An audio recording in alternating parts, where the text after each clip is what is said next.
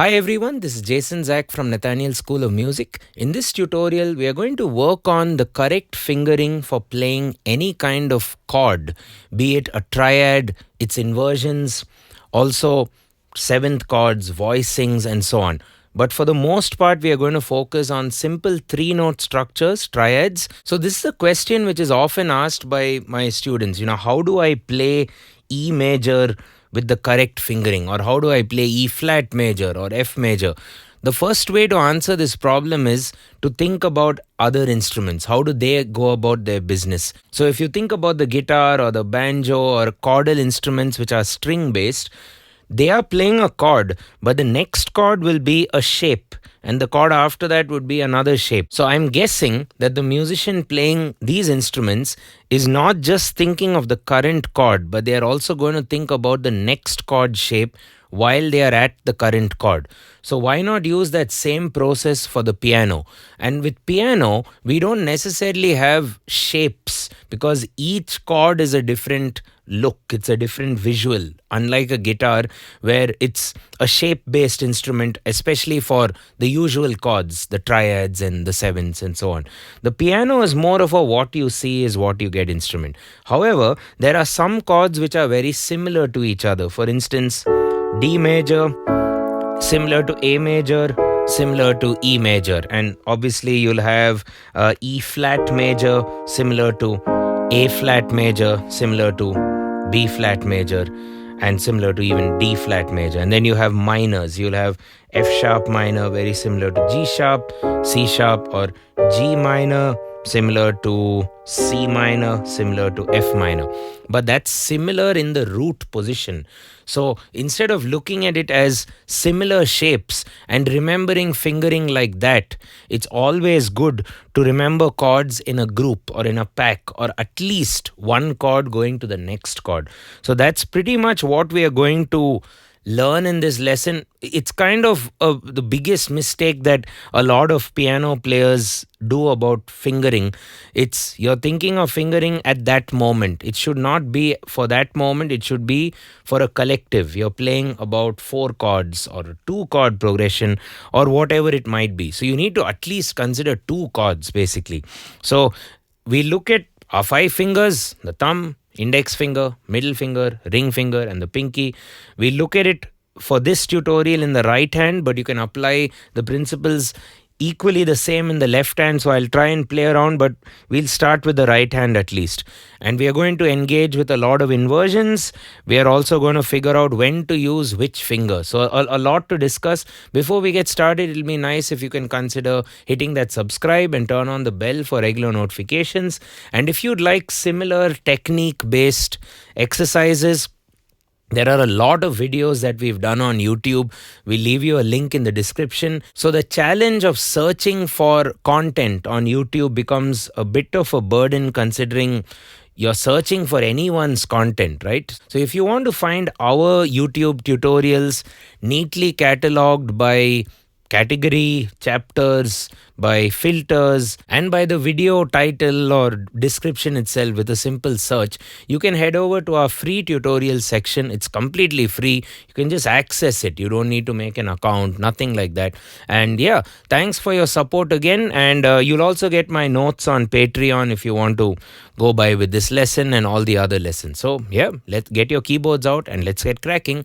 So for this lesson, I'm going to let's start with D major chord. So D major, let's first look at what we have available to us for D major. Number 1, we are playing it in closed position. So you have your root position, D, F sharp, A. Number 2, you also have the inversion. So don't think that you're going to always play D major like this. You need to create the same level of importance in your brain for all the shapes of D major. So that will be root position, first inversion, and second inversion. Let me walk you through that. Root position, you can remember it by having the root in the bottom side. First inversion, you can remember it by having the root in the top side and the third in the left side. So the third of D major is F sharp, and the upper note, the top note, high note will be your root D. And then finally the second inversion will have the root in the center.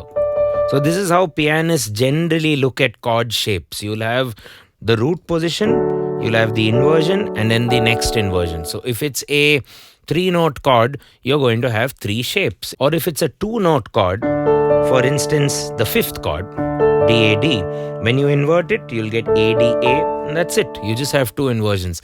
If you have a 4-note chord, however, if you take C7th, C-E-G-B flat, you'll have 4 shapes to learn. So based on the number of notes of the chord 2, 3 or 4, you have that many inversions to practice. So each of these are crucial. Now, what is the incentive for learning chord inversions? The main incentive is it will help you play chords without really caring about the next one. You're just going by, okay, the composer is playing D, but then the composer wants to play the next chord. The little rules of composing the next chord are, the next chord is recommended as having or to have a note in common with the previous note. So what is the chord after D major which has a note in common with D? Let's take the chord that has D itself.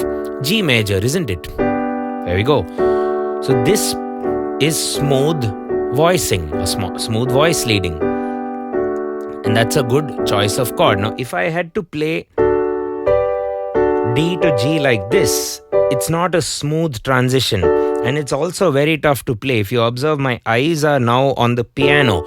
See, I can't play this without looking at the instrument. While if I play with inversions, I don't need my eyes because I can figure out the common note, which in this case is D, and then it just drives. So what you need to work on is, if I'm at the root position of D, which is D, F sharp, A, how do I get to the next chord, G major or G minor? It would be like this. Or how do I get to G minor? Like this. How do I get to A major? A is in common, so retain that common note and even retain the common finger which is playing that common note. And yeah, if in this shape of D, which is the first inversion, F sharp A D, you can get to G major like this. Very smooth. It's easy. It sounds professional. It's what everyone wants in a production environment or an arrangement for an orchestra or a choir. So why not learn that at the word go? Why do you have to start with root position and then inversion? So that's the first point when it comes to chords in general. Use and learn chords as a pack of 3. Root position, first inversion, second inversion. Now coming to the main subject of this video, which would be the fingering of a chord. So if you take D major, I'm going to walk you through the fingering for a single chord, the general guidelines, also keeping in mind what comes next. That's also very important. So if you take D major in root position, there are tons of ways to play this because the black note is in the center. If the black note is left or right, there are other challenges. So now the black note is in the center. So I find a lot of students playing it 1, 3, 5, and they almost have this rule. It should always be 1, 3, 5, like this.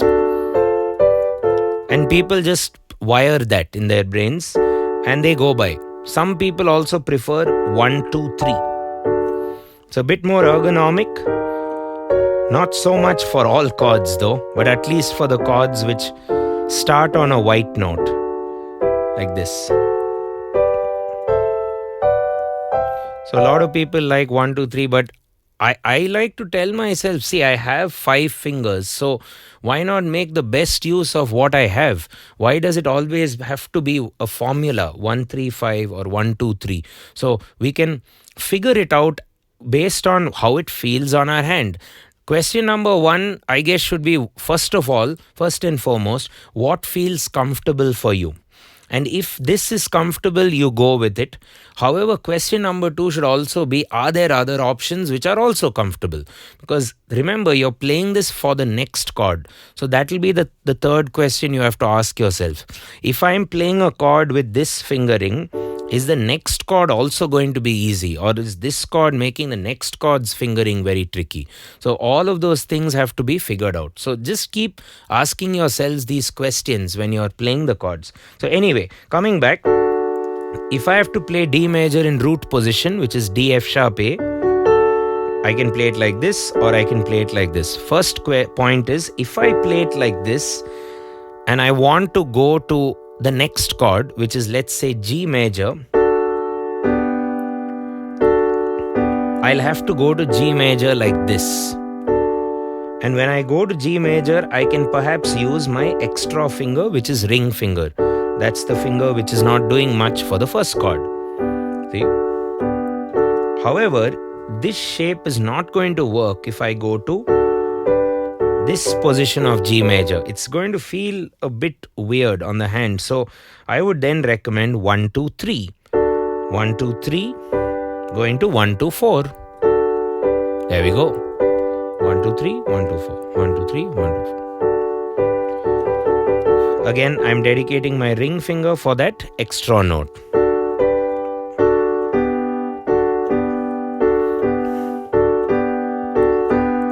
You have it, might as well use it. So that's one starting point. You're going from the root position. Let's take root position to some other chords. D major to F major. So you have A in common. If you go D flat, root position. So when they have nothing in common, you just retain the shape. But if I'm here, I'll do 1, 2, 3 to play G minor like this. Or this A major, or now I can engage the pinky because A flat is now being played. So I can stretch it out there to play A flat, the C rather. Or I can even start with D major in this position.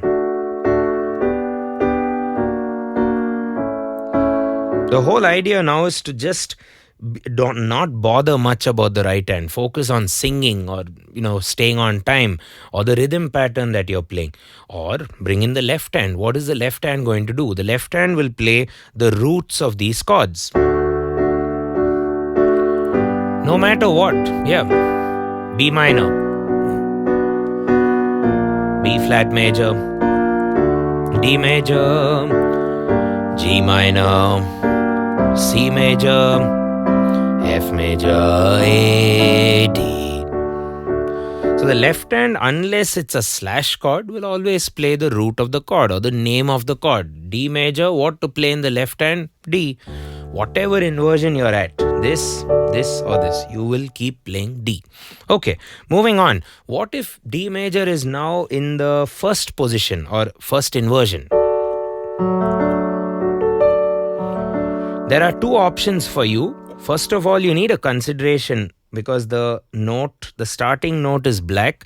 By default, the starting finger is your thumb. So if ever you use your thumb, it's going to be a little bit tricky because the thumb is a small finger. So when you place your thumb on the key itself, you find that all the other fingers move inside the black keys. So that feels a bit trapped. So what I like to do to avoid that is try and keep your fingers which are playing the non-black keys a bit outside and play your thumb at the edge at the bony part here. Around this area would be a good, because it gives you a lot of grip, support and power. So for that to happen, you might want to curve your thumb sort of like you're giving a thumbs up sign. There we go. You can also play it with your tip, but then your hand might go a bit turned this way. So just turn it, don't overcompensate. So turn your hand slightly if you're not turning your thumb, but if you're playing it usually in this area, I like to curve my thumb a bit more. And here anyway my hand has to move naturally in this direction. So I just straighten my thumb. So now I curve my thumb. Curve. If ever you want to play low. Anyway, so if you're uncomfortable using the thumb, and if you have taller fingers, which I don't have as much as some other people I know, what you can do is consider the index finger, the pointer finger, but don't play it too deep in the key. Don't play it towards this anchor point. Otherwise, because of physics, it's going to be a lot tougher to play a key at the inside rather than at the edge. It's going to be a lot more easier. You can try it even with me now. Just playing F sharp. It's a lot tougher playing it here than here. So this is a good point, but don't play it. You shouldn't slip the finger. So index finger at the edge with decent enough grip. Yeah, this is how I used to play chords in first inversion or even black note chords, starting with a black note root position, or inverted chords like G minor, first inversion. I would tend to do this, but I find that if you dedicate only your index finger, you're not left with that many options, because there might be the next chord which confuses you. So give yourself these two options, either index finger at the edge or thumb at the edge. Again, I'm using D major as an example. There we go. So first inversion of D major is what we are working on. So when you have the second inversion, what's the second inversion first of all? A, D, F sharp. My recommendation is, since you rarely use your ring finger for triads, might as well, since it's a taller finger, dedicate the ring finger exclusively to a black note if the chord actually has a black note in the upper range or the upper register. So in this case it does. So if I want to go from D to G, my pinky is free. But if I want to go from D major to E minor, my middle finger is now free. Or if I want to go from second inversion of D major to E flat major, see, now I'll have to use my thumb, because I think this is a bit messy, moving this all the way here. So the index rather. So a more ergonomic way is to play E flat like that. So you should be confident, and for this case I would curve my thumb a bit, because I don't want to, turn my hand awkwardly in an angle. So I want to keep the angle. All you have to do is just curve the thumb, right? So there are a lot of considerations, which is why I recommend the ring finger on the top end if the last note is black color, and makes the whole shifting process a lot more easier. So let's just roll with it. I'll start with the root position of D and just move to some chords, and I'll tell you what I'm doing and you play it along with me. So D major, A minor. Now I could go from here, root position, to inversion, because my pinky is free. However, if I'd like to play A minor in this way, then I'll have to restructure D major with these fingers, right?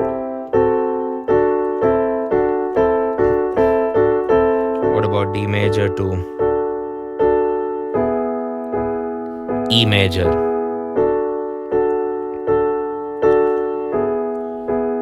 In this shape, second inversion of E. Inversions also help to bring out some melody lines.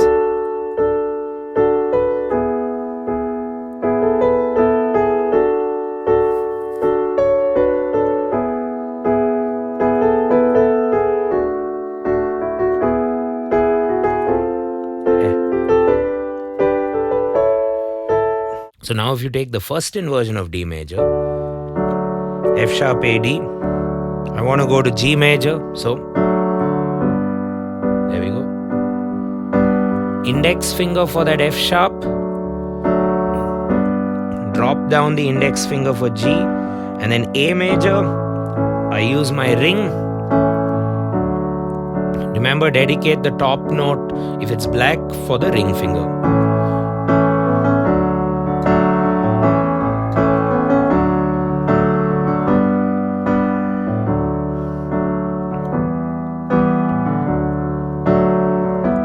You have to slide to E minor. There we go. Now from here, E flat major. ring finger, save the ring finger.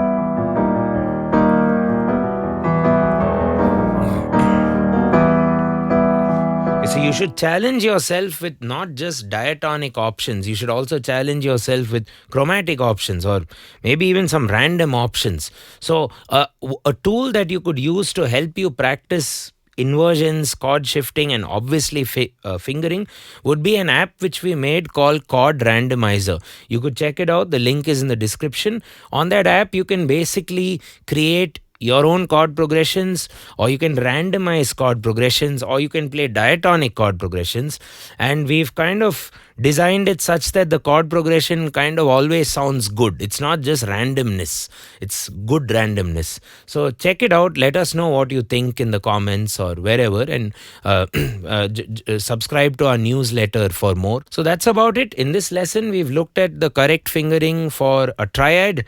That would be major, it could even be minor, it could be augmented or diminished. We didn't go there. Things to keep in mind: 3 is always better than 1. So 3 inversions should be deciphered, studied well, and then you move forward from there with the shifting.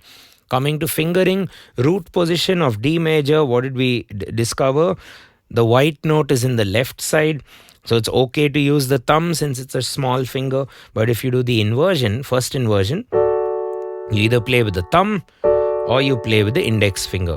If you do second inversion, you use your ring finger dedicated for the top end, and thus the thumb and the index finger sit themselves just beside it. Okay, and you're doing or you're working on fingering not for the current chord but also for the next chord, and then the next chord, and then the next chord. So you're doing this with the future in mind, so to speak.